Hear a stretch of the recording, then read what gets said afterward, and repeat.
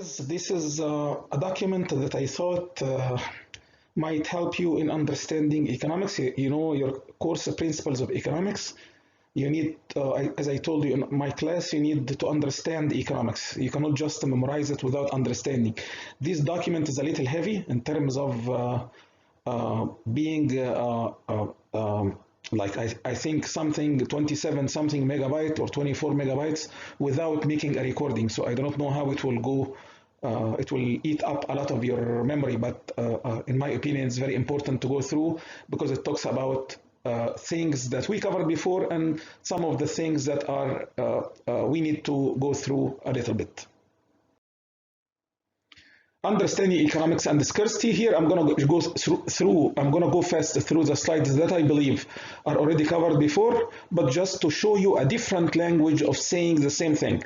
This is the best way for you to learn economics and understand the economics, to listen to the same concept, the same idea, and this seeing and hearing different wording. Okay, and that's why I'm showing you that part. What is the scarcity? Scarcity, it means that there are never enough resources to satisfy all human wants. We said we have infinite human wants and we have scarce resources.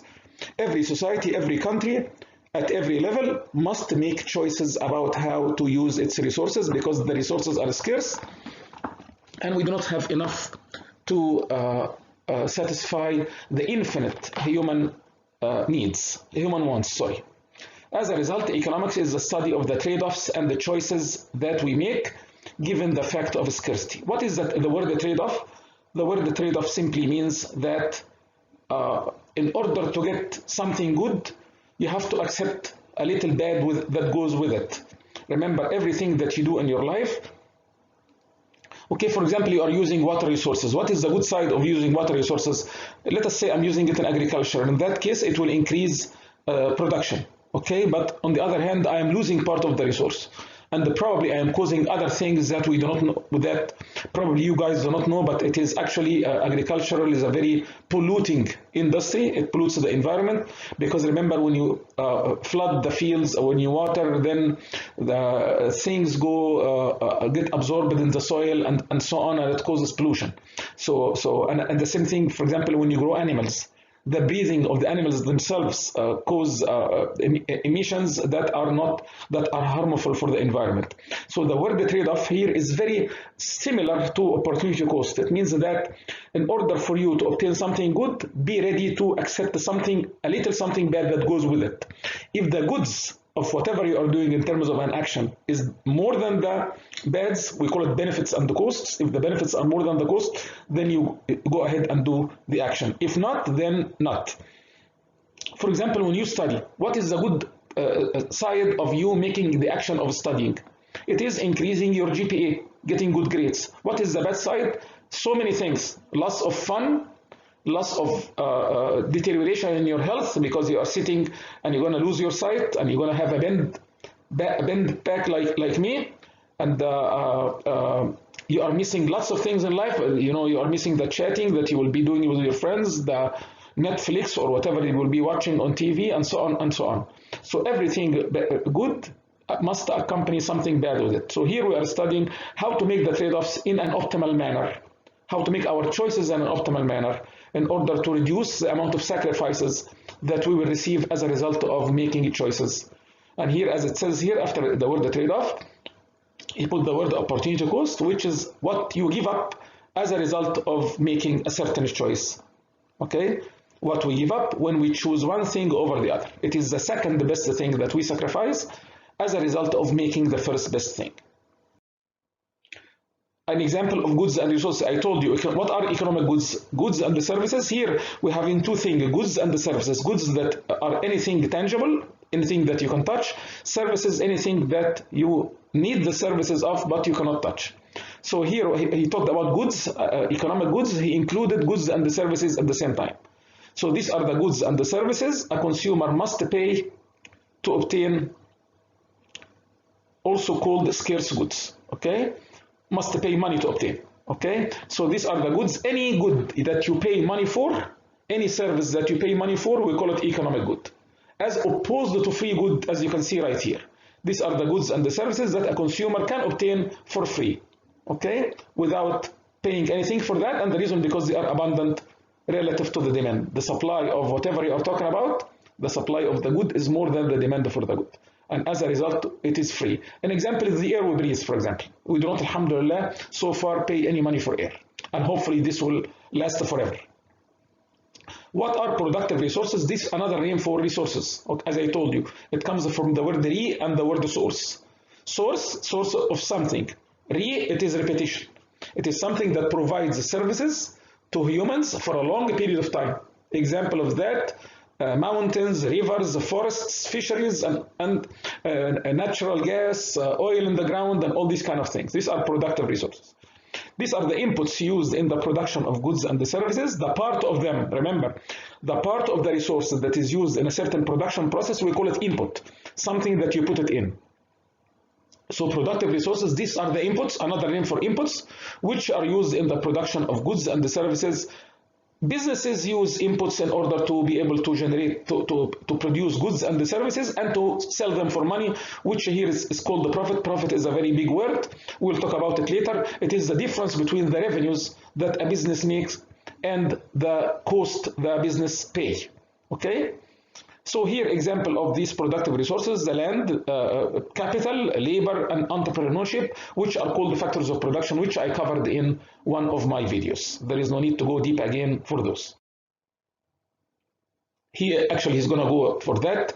These are the 4 factors of production, or the 4 productive resources, which are called the factors of production, as I told you. So productive resources, or economic resources, or factors of production, they are all the same.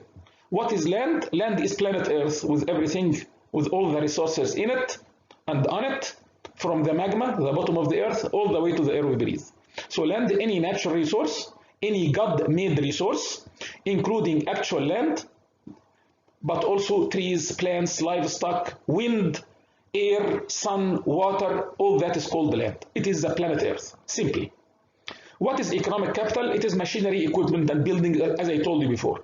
Man-made materials, man-made inputs, man-made resources. It is anything that is manufactured, processed by humans in order to be used in the production of goods and the services. Note the distinction between financial capital, which is money, okay, which might not be productive, which is not productive, and the economic capital, which is productive.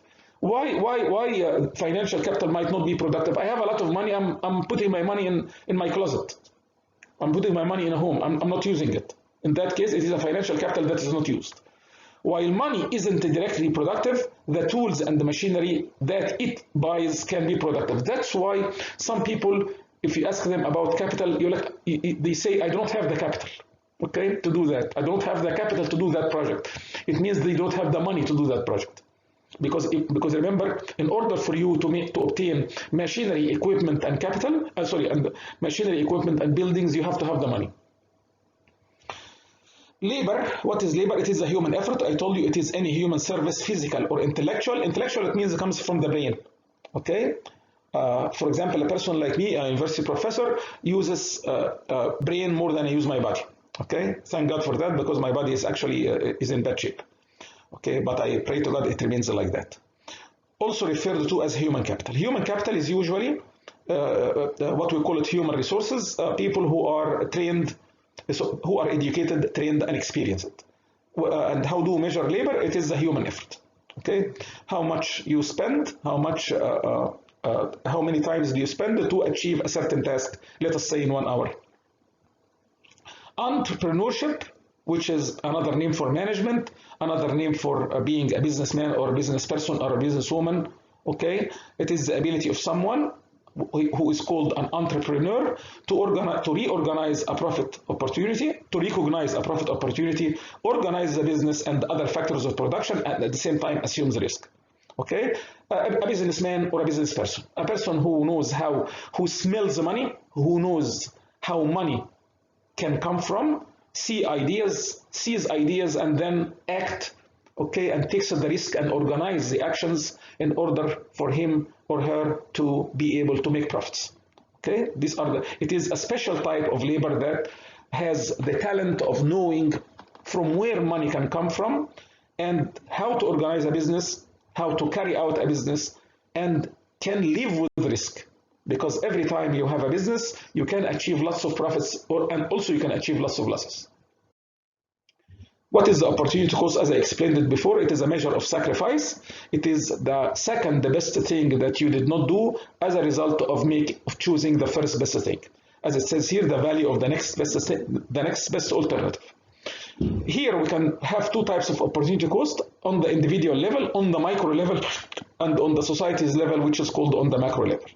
On the individual level, in some cases, recognizing the opportunity cost can alter personal behavior. Sometimes if you know how much you will be sacrificing if you make a certain choice, probably in that case you will alter your choice. On the society's level, opportunity cost comes into play in societal decisions as usual.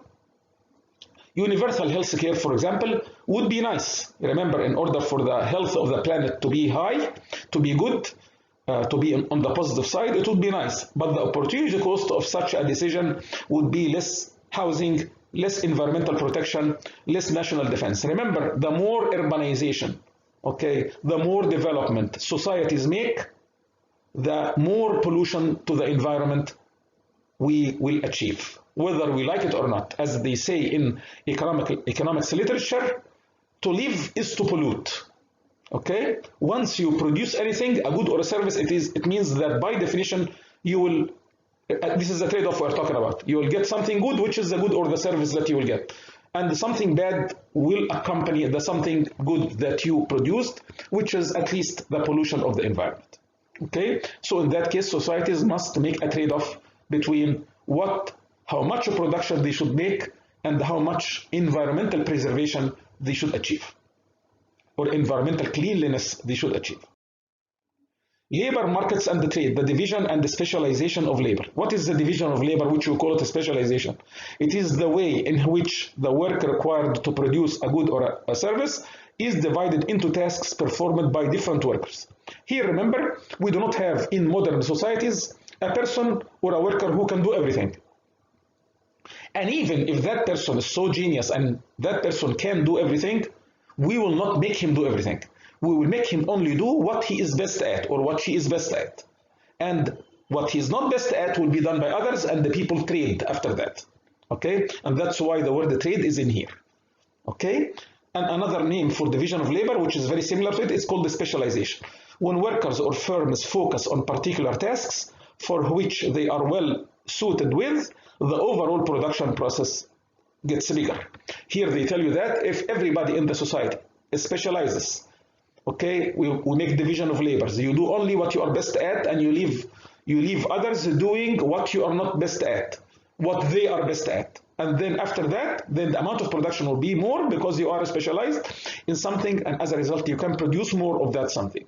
People who are specialized in other things, they will produce more of these other things, and people exchange, which is trade. Why the division of labor increases production? This is what is called the economies of scale. It is a concept that I mentioned in my class, remember? It is lowering the average cost of production of each individual unit as the level of output goes up.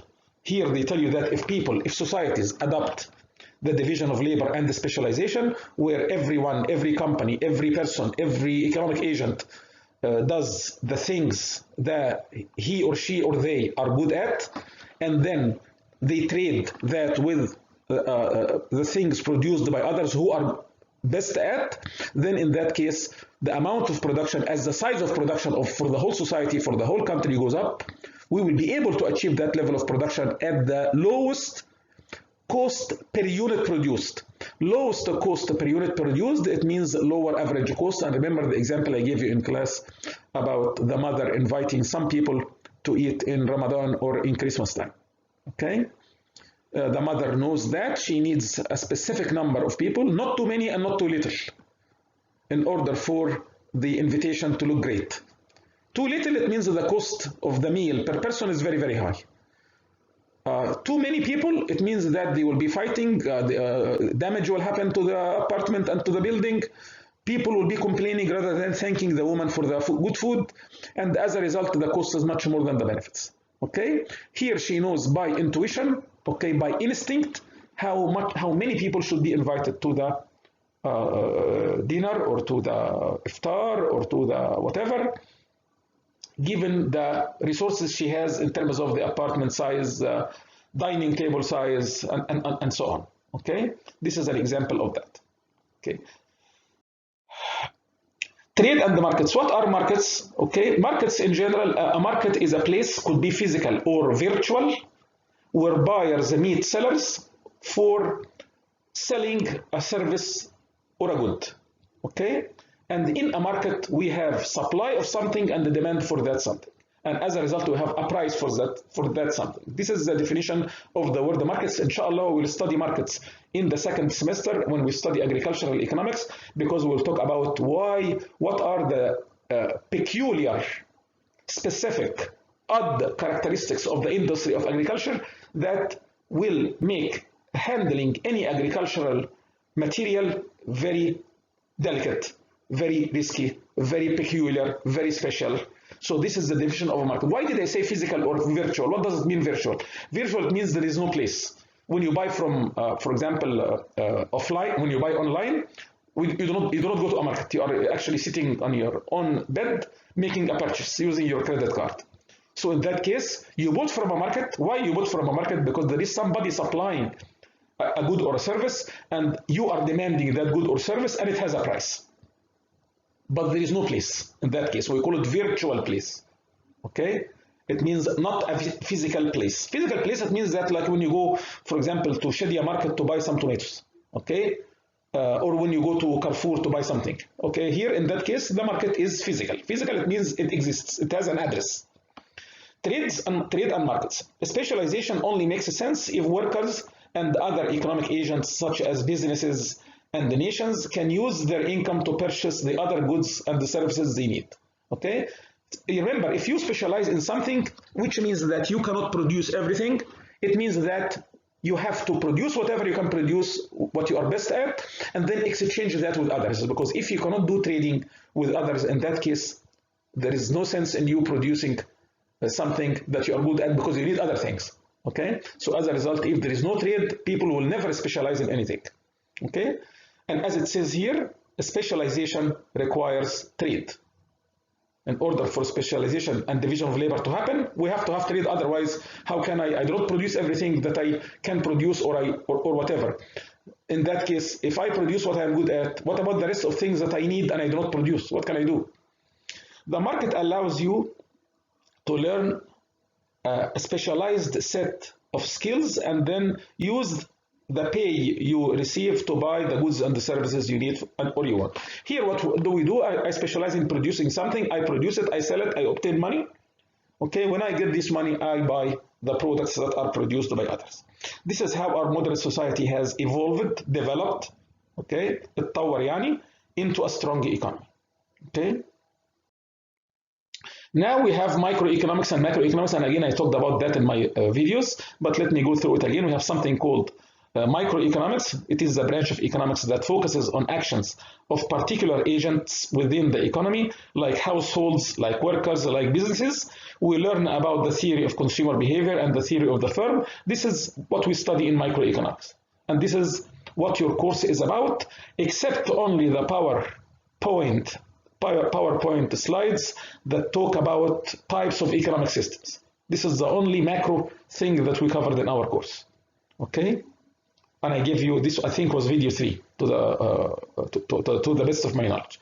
Macroeconomics, so all our courses this time will be microeconomics, and actually it's not only microeconomics, actually you will be studying only in this micro consumer behavior. Okay? Inshallah, when we cover principles of economics, we will cover the theory of the firm. So this, in addition to the introductory economics that we are covering, we will cover later on the consumer behavior. Okay, and in the second semester, we will cover the theory of the firm. Macroeconomics, which inshallah will be covered if you only attend the economics and agribusiness department. It is a branch of economics that focuses on broad issues such as growth, unemployment, inflation, exchange rate policy, fiscal policy, monetary policy, balance of payment, and all these kind of things. Okay, it is not in the scope of this course. What is microeconomics? What are the questions that microeconomics as a branch of economics addresses? For example, what determines how households and individuals spend their budget? Alhamdulillah, for this semester, we will do a lot of that, inshallah. What combinations of goods and services will be best fit their needs and wants given the budget they have to spend? We will talk about that when we talk about the budget constraint, optimality conditions for the consumer, how the consumer can maximize his or her satisfaction and the pleasure or happiness given the limited income they have. We will talk about that in a very simple manner, assuming a consumer or a household that can consume a maximum of 2 goods. Why do I say a maximum of 2 goods? In order for me to be able to display that on a two-dimensional graph. One of the variables measures horizontally and the other is measured vertically. Inshallah, when you proceed more in economics, you will be studying mathematical equations that explain the optimality conditions in microeconomics in case you have more than 2 goods or services, because in general in our life we consume more than 2 goods and services.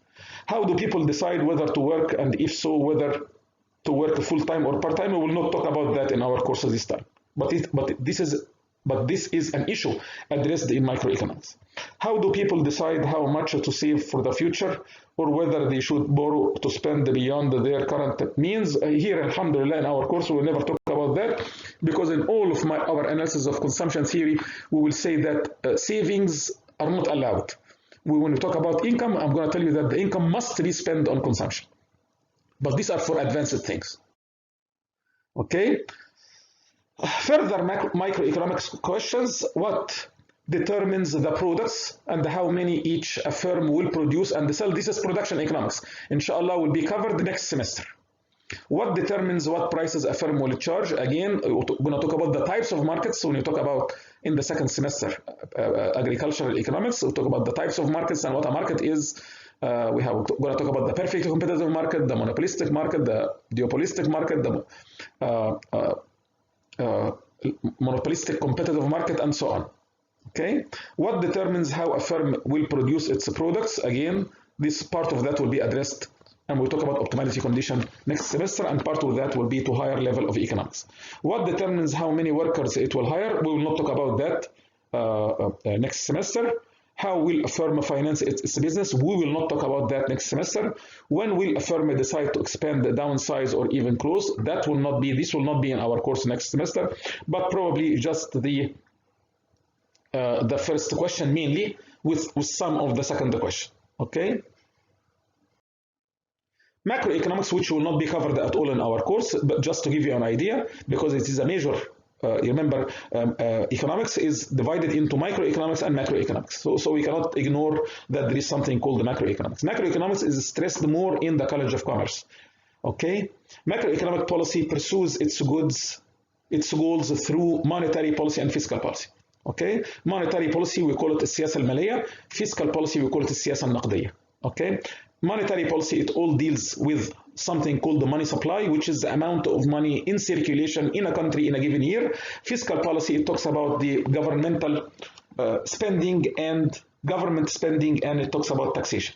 And definitely this is completely beyond, inshallah, when you join the economics and agribusiness department, you will know more about that. But definitely if you don't join the economics and agribusiness department, you will never see any of that. This is monetary policy. It involves altering the level of interest rates, which is the price of money, the availability of credit in the economy, and the extent of borrowing. Inshallah, you will see lots of that if you join the department. Okay? And the same thing about fiscal policy, economic policies that involve government spending and taxation. It's not written here, but actually it is and the taxation. Using economic models. What is an economic model? It is a simplified version of reality. Okay, any model in general, when I say this is a model, remember I'm not talking about a beauty model, for example, a fashion designer or a model that displays fashion. Okay, this is not what we are talking about. Despite that, even in fashion industry, the girl or the woman who walks with a dress is called a model. Why it's called a model? Because she's telling others that, hey guys, if you put that dress on, if you wear that dress, you will look like me. Okay, supposedly. Okay, economic model is the same thing, a simplification of reality. Because if we include reality in our discussion, inshallah, we will never move a bit. So we have to make some simplification. Remember, in consumption theory, as you will see, we're going to assume that the person can only consume a maximum of 2 goods. Why a maximum of 2 goods? Because I want to measure the amount consumed of the first 2 goods horizontally and the amount consumed of the second good vertically. That's all. But in reality, things are not like that. So it is, any economic model is a simplified version of reality that allows us to observe, understand, and make predictions about economic behavior. What are economic models and math? Do we need math? Definitely we need math. Economic models can be represented using words or using mathematics. The expressions, okay, how to express economic models using words, what we call a text, disappeared from the world. It doesn't exist anymore, but it used to be in the past. Okay, I've never seen it. You see how old I am, guys? I've never seen an economic model that talks about using words. I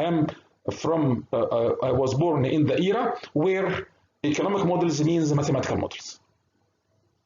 Algebra and the graphs are utilized to explain economic models, and that's why actually I'm going through into that, and I explained a lot of that in video 1, video 2, and video 3, and this one is video 4 now. This is an example of an economic model to simplify reality. Okay, circular flow diagram. I just want you to know what that is. Here we have the households, the consumers on the one hand, and the producers on the other hand. Firms, it means businesses. It means the producers. Okay? Here, remember, household. Okay, what do households do? Households provide labor services to the firms. It means that people work in companies. Okay, in return they receive wages, salaries, and the benefits. Okay, when firms hire people, okay, and they pay them in order to utilize their services, they produce using their services the goods and the services which the households buy. And in return, the households, these are the consumers, they pay the whatever prices needed to acquire the goods and the services. This is very simple what is happening in reality.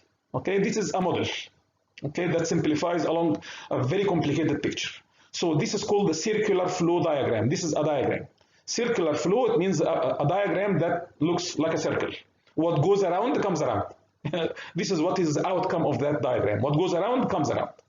Okay, a diagram indicating that the economy consists of households and firms interacting in goods and the services market and a labor market. Labor market, it means that this is the labor side. Goods and the services market, this is the other side. What is the goods and services market? Also called the product market, in which firms sell and households buy. Okay, this is a type of market. What is supplied here? Goods and the services produced by the firms. What is demanded here? The goods and the services that the firms produce. Okay, so there is supply of something, there is demand for that something, and as a result there is a price for that something. Okay, what is the labor market? Again, we have demand for labor, supply of labor. Okay, in which households sell labor to businesses. Remember, when I offer my services to a company, it means I am selling labor to the business. Okay, and then the firms using my services, they produce goods and services. Okay, so here this is a labor market in which households sell labor to businesses, firms, or other employees. What is the real world? Okay, which we do not cover in our classes. There are many different markets for goods and the services, and the markets for many different types of labor. The circular flow diagram simplifies these distinctions in order to make the picture easier to grasp. This is the only thing that is a model. Of course, in reality, picture is much harder than that. Okay, as it says here, note, economists, who are the people who working in the field of economics, don't figure out the solution to a problem and then draw the graph. Instead, they use the graph to help them discover the answer. The reason we are using the graphs in order to be able to understand the problem and as a result to be able to solve the problem. Okay, our objective is not to produce a graph. Okay, we don't know the solution and then we graph it. No, we try to graph it in order to be able to know the answer or the solution to the problem. Okay, so using graphs, mathematics, and models, this is to be able to enable us to solve economic problems and to reach solutions. Okay, so these are the objective of us is not to make a diagram. Okay, but using a diagram and an economic model and mathematics is to help us find a solution to a problem. Purpose of functions. Here, talk about mathematical functions. Okay, الدوال يعني. A function is a relationship or expression involving one or more variable, and by the way, I explained that in great detail in my videos. Okay, so in economics, functions frequently describe cause and effect. Okay, we have an independent variable. Okay, that when the value of that independent variable changes, the value of the dependent variable changes. Y is a function of x. We say that x is an independent variable and y is a dependent variable, and we say that when x changes, y will change accordingly. Remember, it is not necessary that x causes y, and I explained that before in my videos. Okay. you will be lucky if you know that x causes y. If we know that x causes y, we will solve the problems of our life. Okay, but too bad, a mathematical function y is a function of x. It tells us only that x and y are related. Y is called the dependent variable, x is called the independent variable, and it tells you that when x changes, y will change accordingly. How it will change, what is the magnitude of the change will depend on f, because f is a mathematical form that we don't care about in our work right now, because usually most of our work will be linear functions. The variable on the left-hand side is what is being explained, I mean the effect of the function, or the argument of the function, or the dependent variable, or that is the same. On the right-hand side is what is being explained, which is the causes, which we call it the explanatory variable, or the independent variable. Okay? Economic models tend to express relationships using economic variables. What are examples of economic variables? I told you before. The word the budget is an economic variable. Okay? The word the prices is an economic variable. The word imports, economic variable. Exports, economic variable. Income, economic variable. Okay, all that, these are examples. The quantity demanded, economic variable. Quantity supplied, economic variable, and so on. Solving simple equations. Okay, this is an example about how to solve a simple equation. Order of operation. When you solve, and here he's telling you, and that's why I'm going through into these slides, he's telling you here how to solve simple equations, which I'm going to explain in class actually. But since that, alhamdulillah, we have something that already written, why should I rewrite things? Okay. Order of operations. When you solve an equation, it's important to do each operation in the following order. Simplify inside parentheses and the brackets. Simplify the exponent. Multiply and divide from left to right. Add and subtract from left to right. He's going to show you an example about all that. Lines. In this course, the most common equation you will see is for a straight line. Okay?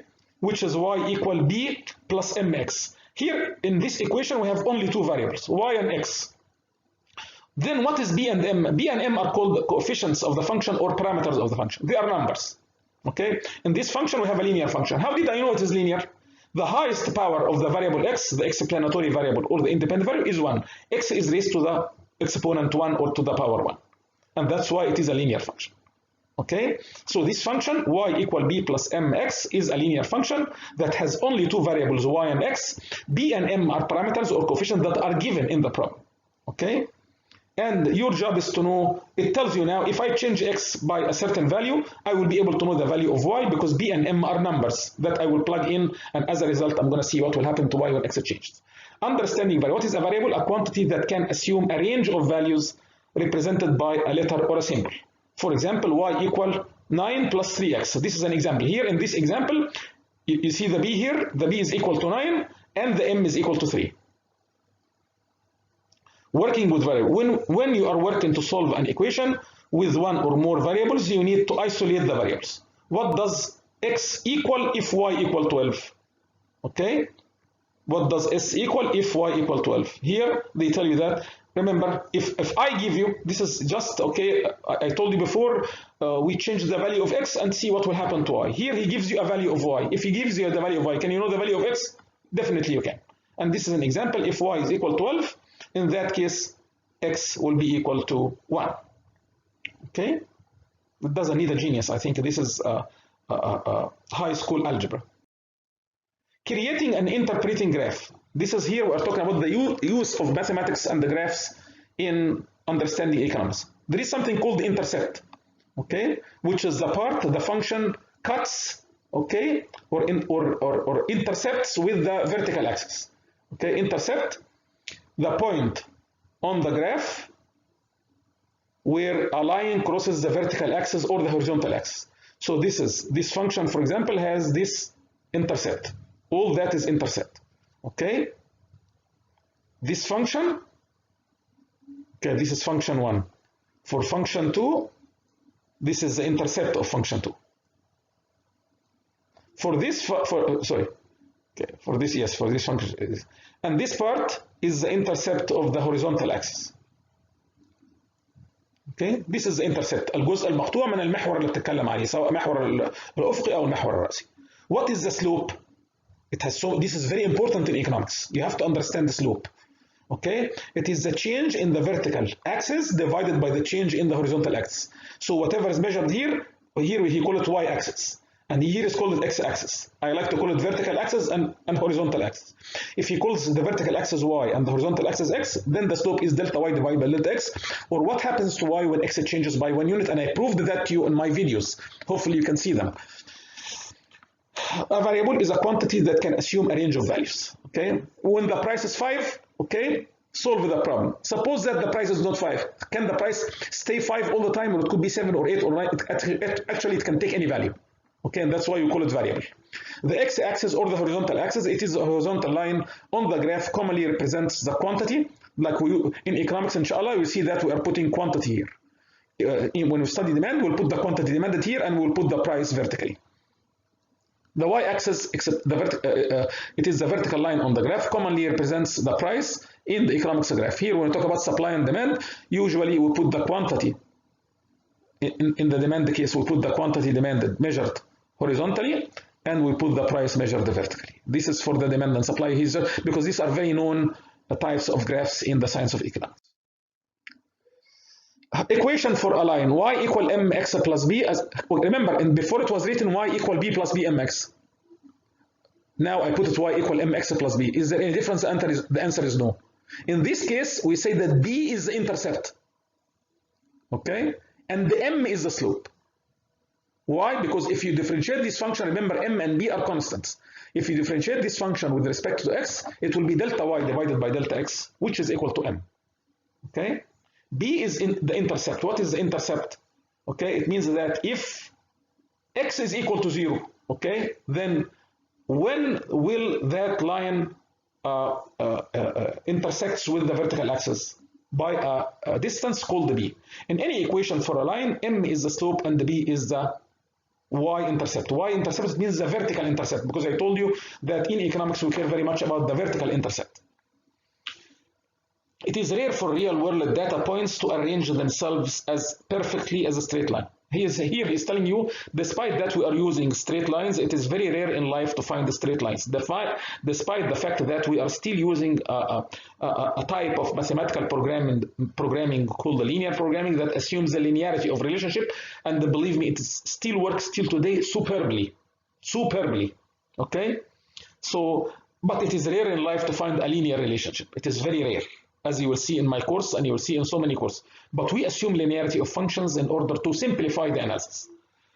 It often turns out that a straight line can offer a reasonable approximation of actual data. Here, the reason we are doing this, using the straight line, to approximate data. يعني نقرب القصة, to facilitate things. Interpreting the slope. This is the meaning of the slope. Here we have on the vertical axis the number of students, and on the horizontal axis we have the number of A's. Number of A's. It means the number of A's student who obtained A.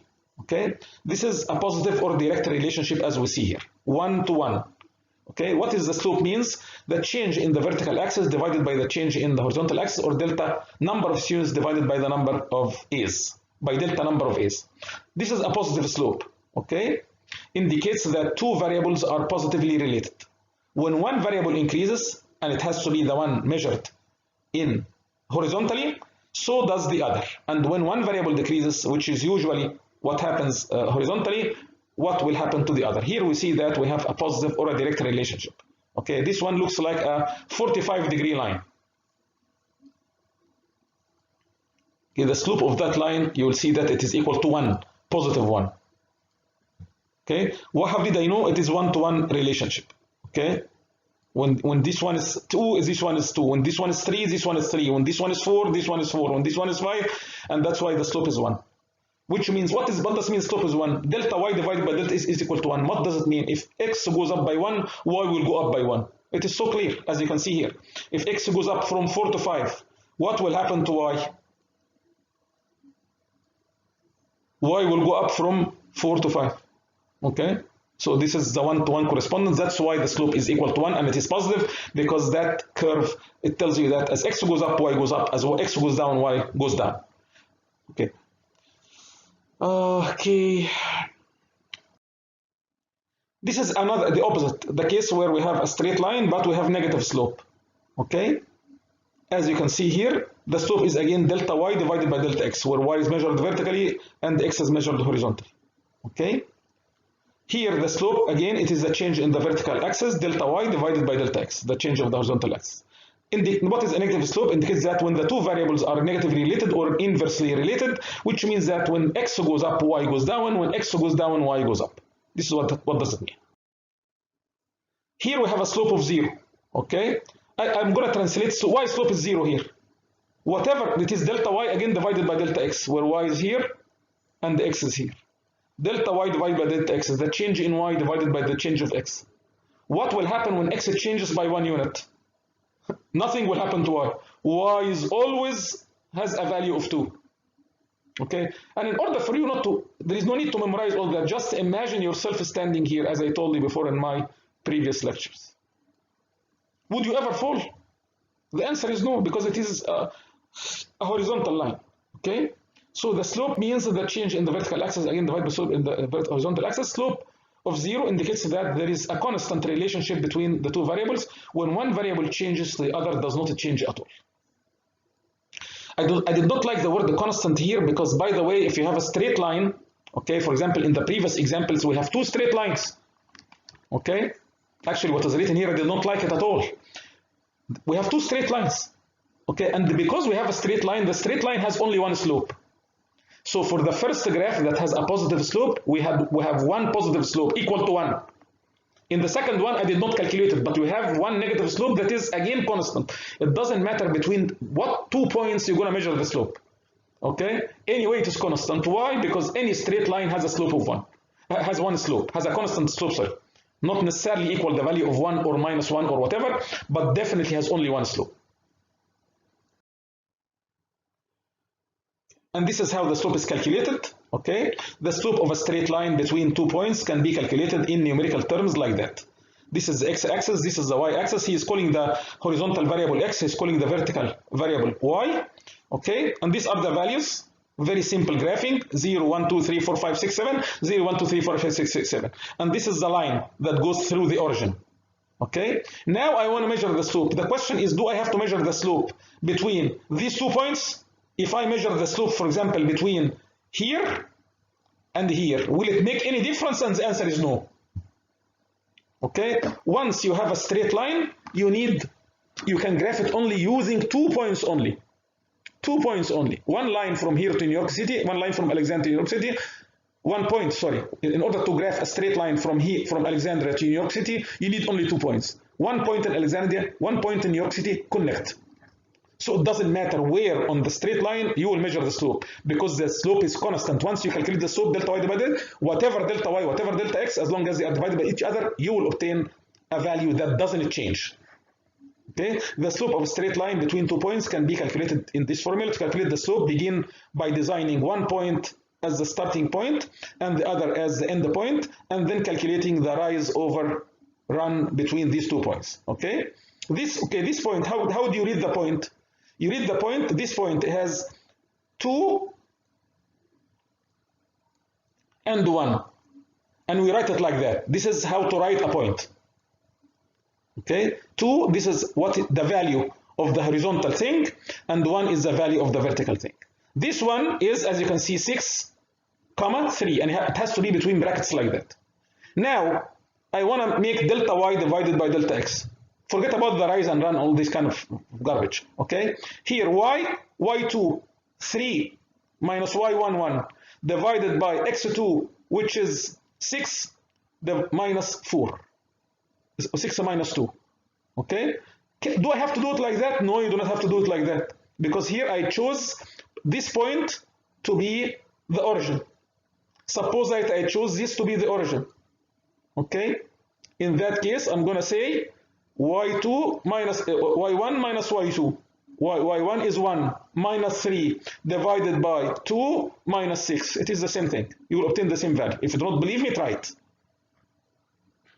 It doesn't matter which one is y1, which one is y2, which one is x1, which one is x2. What is very important in calculating the slope is that you be systematic. If I am going to start from this point, I have to start from this point using the y values and the x values. If I'm going to start from this point, then I have to be consistent. I'm going to use the same y value and the same x value. Okay? So as long as you are saying the slope is delta y divided by delta x, which is y1 minus y2, it has to be divided by x1 minus x2. If you say the slope is y2 minus y1, then it has to be divided by x2 minus x1. It has to be. This is the most important thing. And the slope is definitely will be positive here. Graphs of economic relationships are not always straight lines, but often nonlinear or curved. Okay? Can interpret nonlinear relationships similarly to the way we interpret linear relationship? Yes, we can. Their slopes can be positive or negative. We can calculate the slope similarly also, looking at the rise over the run of a segment or a curve. Okay, here again, this is, I think this is the same thing. He got it from the other part, but again, calculating the slope in a case of a curve, I think he will show it right now. This is a curve, okay? This is a nonlinear relationship. This is a smooth curve. What does it mean, a smooth curve? He called the total cost curve, okay? In the total cost curve, usually you have output measured horizontally and the money, which is total cost measured vertically. And here they tell you that as the level of output goes up, okay, total cost will go up, okay? But in a curve like that. This curve, if you want to measure the slope, I can tell you that it is an increasing rate. If I want to measure the slope here, compared to the slope here, okay, you'll see that if you stand here, you will fall faster than if you are standing here. So as the level of output or as the variable that is measured horizontally go up, the value of the variable that is measured vertically will go up. So we say that the slope is positive, but the slope positive, but increases at an increasing rate. It increases as the value of the horizontal variable keeps on increasing.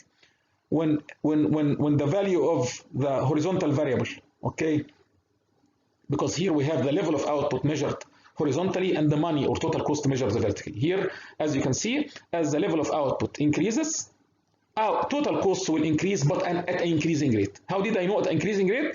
Measure the slope at this point, measure the slope at this point. Which one is bigger? This one is bigger. Why? Because if you are standing here, you would fall faster compared to where if you are standing here. Okay? So non-linear relationships can be interpreted similar to linear relationships. All what we do here, by the way, when we measure the slope, we take a tangent. Remember, a smooth curve, sorry, is composed of infinite number of points.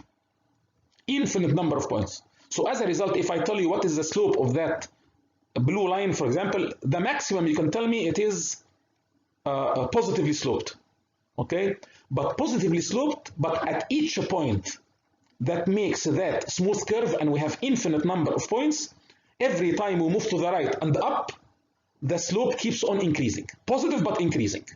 Okay? Because the curve looks like that, as I told you for the proof. You take a tangent at the point here. I'm comparing extreme values. And the tangent here, and you see that if you are standing on the tangent, you will fall faster here compared to here. Okay? So here we can interpret it similar to their slopes can be positive, as in figure 5. This is figure 5, the one we are talking about here, or negative.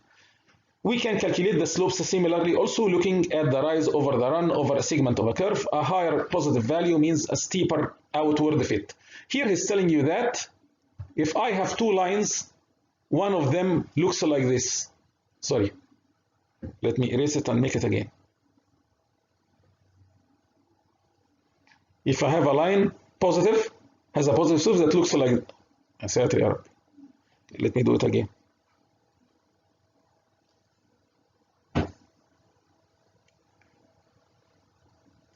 Let us say we have a line that looks like this, and a line again that looks like that. Okay, this is line 1, this is line 2. Which one is more sloped? Both of them have positive slope, but line 1 is more sloped than line 2. How did I know? If I am standing here, I would fall faster compared to if I am standing here. This is the meaning of slope, انحدار.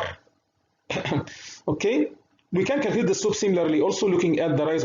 A higher positive slope means a steeper. Okay, now we call that, this is the word steeper. That's why I made that graph. Here we say that line 1 is steeper than line 2. Okay? Or line 2 is flatter than line 1. Okay? Usually in economics we use, and mathematics we use the word steeper. Steeper يعني واقف compared to okay. If you have a line that is very steep, We call it, it looks like that. Line very vertical looks like this. Okay, we can calculate the slopes similarly, also looking at the rise over the run of a segment of the curve at a certain part on the curve. Okay, a higher positive slope means a steeper upward tilt of the curve, which you can see at a higher output level. Okay, this is telling you here at the higher output, because output is measured here. Output. Sorry for that lousy handwriting of mine. This one is output.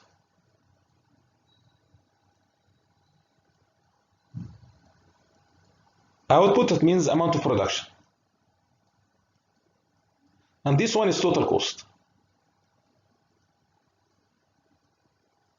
This one is measured in monetary units. I'm going to put the dollar sign. And this one is measured in tons or kilograms. Okay, so here it tells you that a high positive slope means a steeper upward tilt to the curve, which you can see at a higher level of output, which you can see it right here, in this area right here.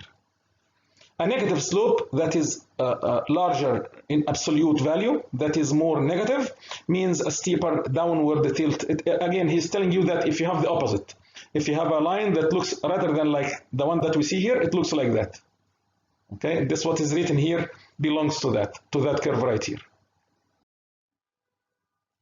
Non-linear, again, continuation can be interpreted. Okay, a slope of 0 is a horizontal line. We saw that before. The same horizontal line that you saw before, parallel to the horizontal axis. A vertical line has an infinite slope because I told you you cannot stand on it at all. If a line has a larger intercept graphically, it would shift out or up from the origin, from the old origin, parallel to the old line. If a line has a larger intercept graphically, it would shift. I don't know what he means by that. It's not important. If a line has a smaller intercept, it would shift in or down parallel to the old one. It doesn't matter. There is nothing new here. Okay. Remember here that line intercepts with the horizontal axis right here. Okay.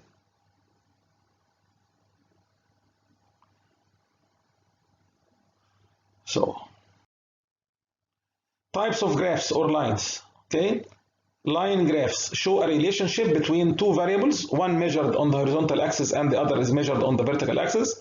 Sometimes it is useful to show more than one set of data on the same axis. Here we are showing, here as you can see, we have length measured in inches, measured horizontally, and what is measured vertically, let me try to read it, weight is measured in pounds. Pounds here doesn't mean pounds, Egyptian pounds, it means ratl.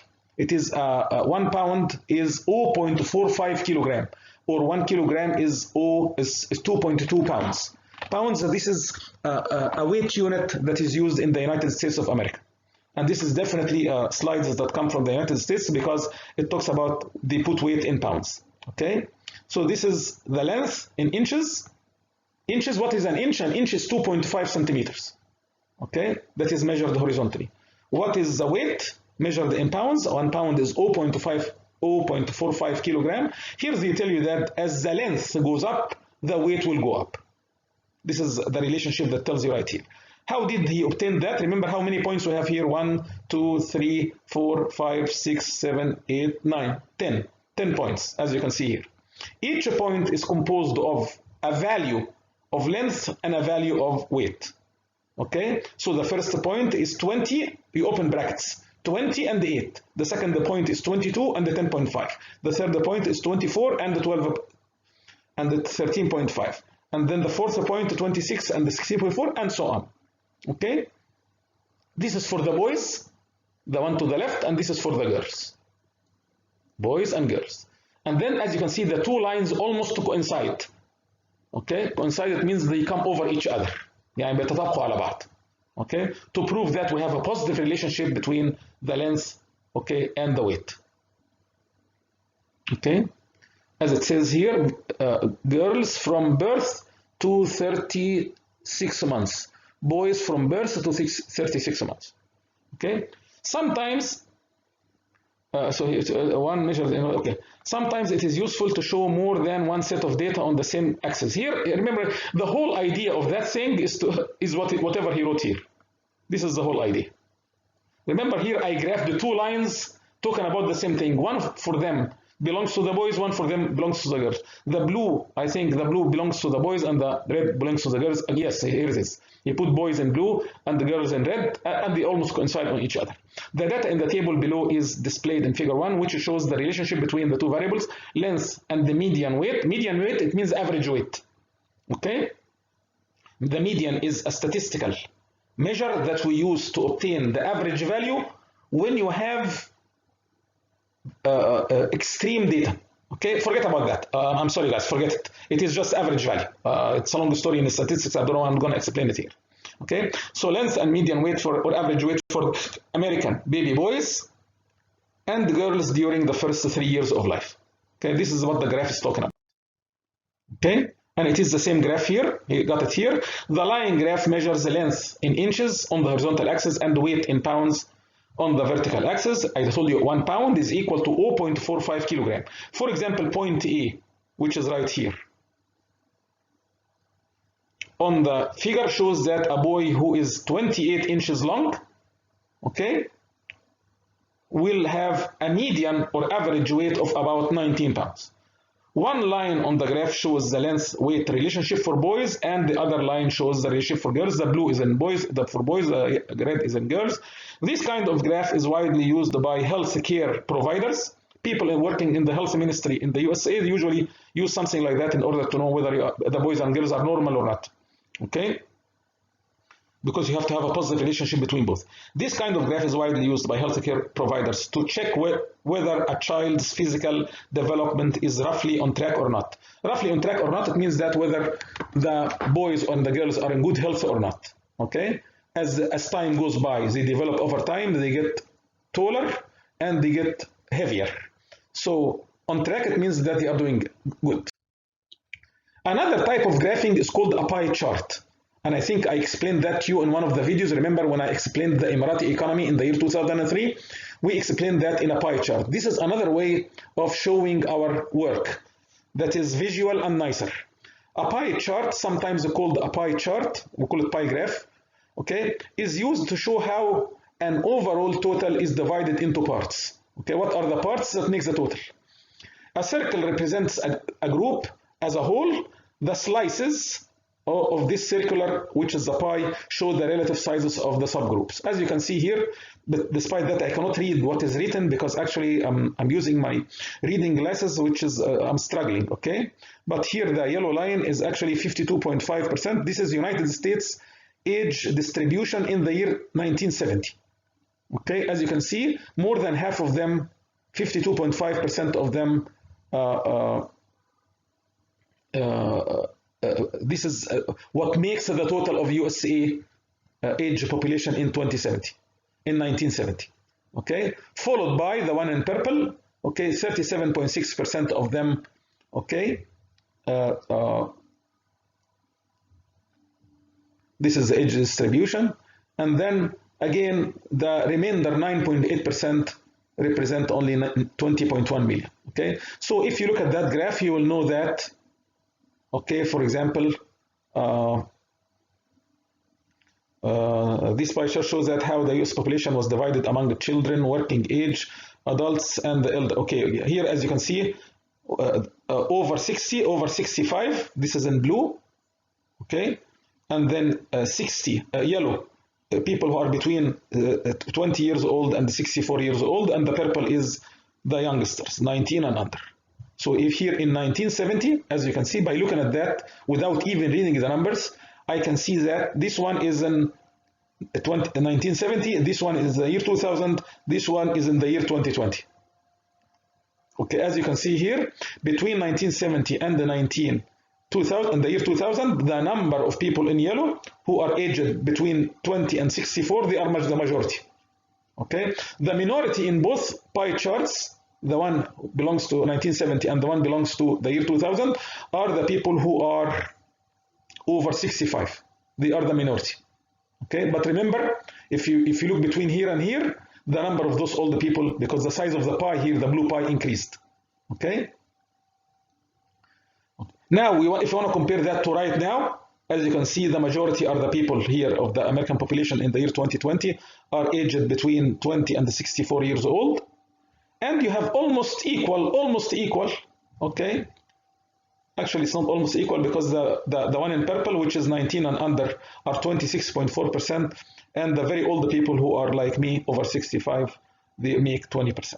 Okay? This is how the age distribution or composition of the United States population evolved or developed over time. Okay? So the pie graph shows the pie graphs, because the three of them, or the pie charts, show how the United States population was divided among the children, working age, and adults. Children, these are the people who, in violet colors, 19 and under. بيسموهم children. Working age, these are the people between 20 and 64, and the elderly, the very old, who are in yellow. In a pie graph or diagram, each slice of the pie represents a share of the total or a percentage. Share يعني a percentage of the total. We call it share. Okay? For example, 50% would be half of the pie, and the 20% would be 1/5 of the pie. It is very clear. It doesn't need, I think, explanations more than that. Hopefully you understood it. I don't want to repeat myself and explain it again. Okay, now we have United States age distribution in 2020.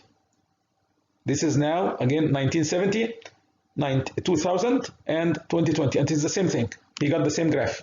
The three pie graphs or pie charts show that the share of the United States population 65 and older are growing, as you can see here. Look at the blue. Compare this one first, followed by this one second, followed by this one third. Because this one, the one that I put one on, is 1970, the age distribution of the United States population in 1970, and in two, it is the age population of the people in the USA in the year 2000, and this one is the age population of the people in the year 2020. As you can see, the people who are in blue, the size of the blue is getting bigger as time goes by. Okay? The pie graphs allow you to get a feel for the relative size of the different age groups from 1970 to 2000 to 2030. Okay? Okay, this one is 2030 actually, not 2020. This one is 2030. Without requiring you to slug through specific numbers and percentages in the table. This means that it is an easy way to show you the conclusions without having you reading the table and trying to figure out what the numbers tell you. Okay, one convenient way of knowing the results of the study. Some common examples of how pie graphs are used include dividing the population into groups by age or by income level or by ethnicity group or by religion or by occupation, dividing different firms into categories by size or industry, number of employees, and dividing up government spending or taxes into to make. Here he's telling you that, you see what he mentioned here, all these are examples of economic variables. Remember, the variable that we had in question here for all these pie charts was what? Okay, was age. Age is an economic variable. Can we make pie charts, for example, talking about income, the income variable, and we make pie chart for that? Yes, he's telling you we can. This is another economic variable. Can we do it by ethnicity group? Okay, remember in USA, sometimes they tell you, are you from Africa, originally from Africa, or from Asia, or Hispanic origin, or whatever. This is ethnicity group. Or by religion, whether you are Muslim, or Christian, or Jew, or Christian Science, or Mormon, or whatever. They can do that the same thing. All these are variables. So age is a variable, income level is a variable, ethnicity is a variable, economic variable, religion is an economic variable, occupation is an economic variable. But for firms, size of the firm is an economic variable. Number of employees in a company is an economic variable. Government spending is an economic variable. We can do the same thing for each one of them, and each one of them will obtain in the end three pie charts. What the three pie charts will tell you? The evolvement, the development of the variable you are talking about over time, from the year 1970 all the way to 2030. Of course, there is here in 2030, remember we are in 2020. In 2030, it is not reached yet because it is they make what's called forecasting, okay, or prediction, okay, anticipation or expectation.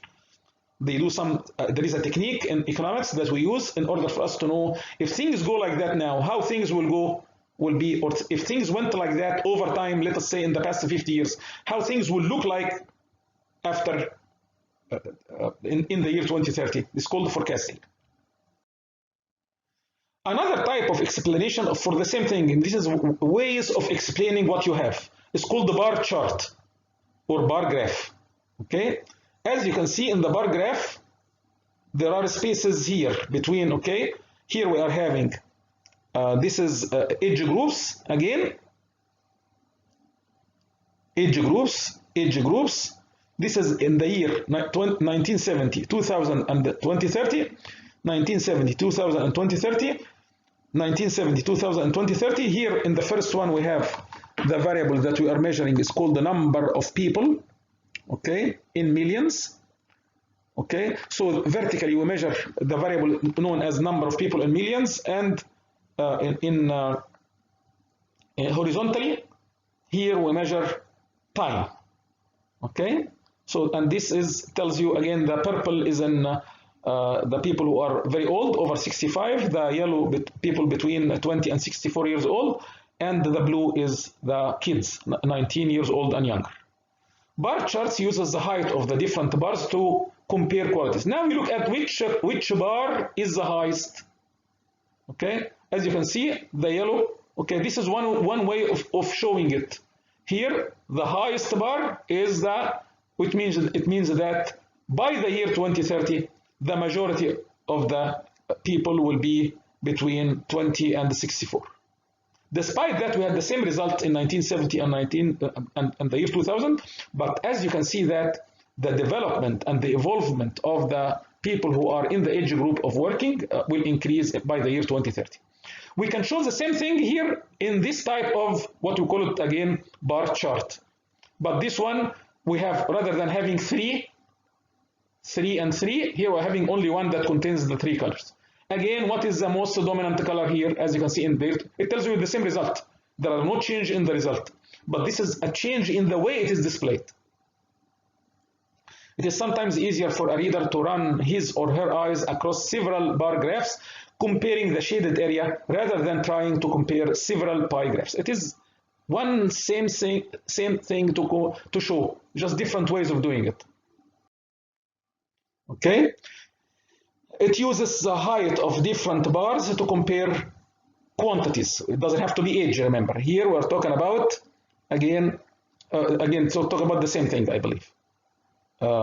Time is measured horizontally, and every time the number of population in millions is measured vertically. Okay, he got the same graphs from the other graph, nothing new here.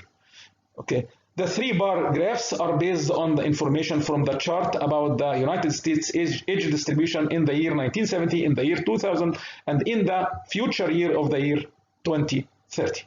Graph A, which is right here, shows three bars for each year, representing the total number of persons in each age bracket for each year in millions.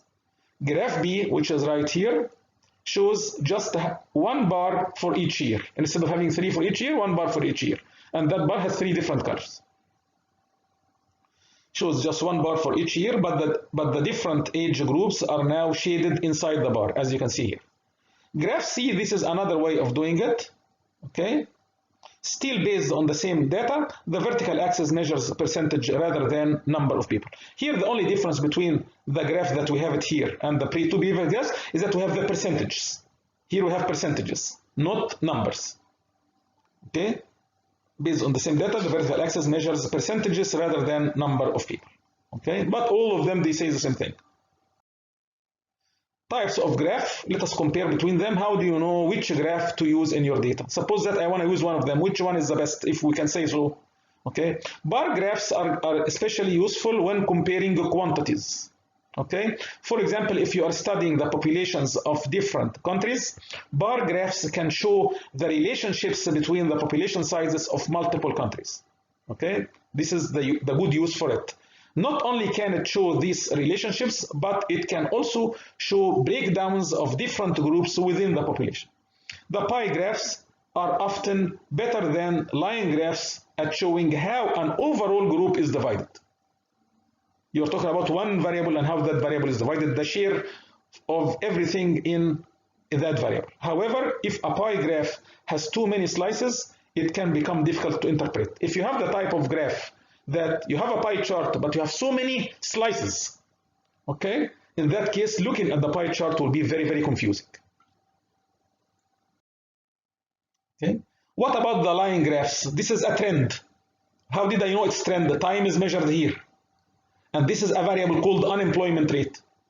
The number of people. It is measured as in a percentage. What is the percentage of the people who are between the age of 18 and the 64 or 65 who would like to have a job but cannot get a job? Okay, this is the definition of unemployment. As you can see, it fluctuates. Okay, in 1975 it was high, and then it came down in 1980, and then it went high again, and then it went down again, it went up again, went down again, went up again, went down again, went up again, went down again. Okay, this is how it looks like. Okay, this is called line graphs. They are often the most effective format for illustrating a relationship between two variables that are both changing, time and unemployment. For example, time series graphs. Time series graphs, these are the type of data of the graphs that are generated from time series data. Time series data, these are the type of data that is published usually by governments or companies. They tell you about a number, a variable, and how that variable evolves or changes over time. For example, time series graphs can show patterns as time changes. Pattern, it means a certain shape. Upward, downward, stable, fluctuating, going up and down. This is called a pattern. Like the unemployment rate over time, as you can see, it goes up and down. Line graphs are widely used in economics to present continuous data about prices, about wages. Prices is another economic variable, wages another economic variable, quantities bought and sold another economic variable, the size of the economy is another economic variable. Okay, this is what we call a trend. Okay, when you put time measured horizontally and a variable, any economic variable measured vertically, we call it trend. اتجاه عام يعني. And this is the end of the slides. Hopefully it was of help to you. It has some repetitions and I think it has something new, so please enjoy it. If you have questions, please address that to me through Microsoft Teams or whatever tool that you feel comfortable with, WhatsApp, my phone, whatever you feel like doing. Thank you very much. Bye-bye.